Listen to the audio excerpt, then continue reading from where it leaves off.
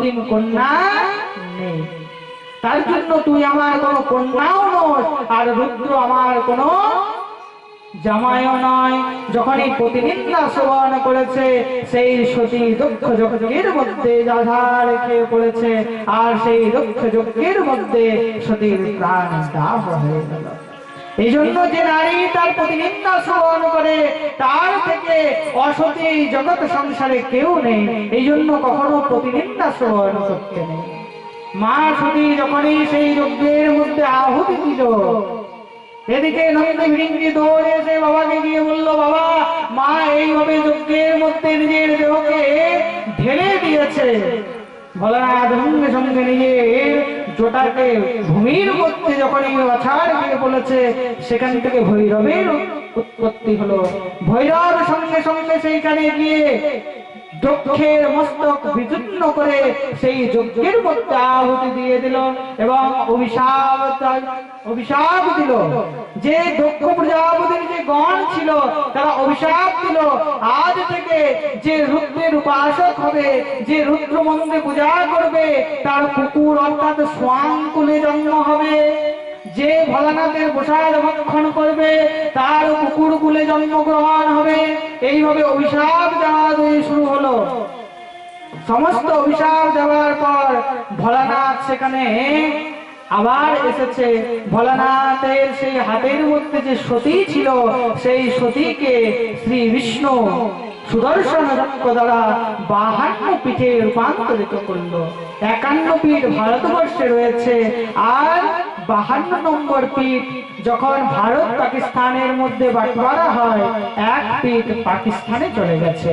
দেবী ভাগবত অনুসারে all total 108টি শক্তিপীঠ আছে, কিন্তু ভাগবত অনুসারে 52টি শক্তিপীঠের বর্ণন করা হয়েছে। তার জন্য এই দাস 52টি শক্তিপীঠের বর্ণন শ্রবণ করিয়েছে।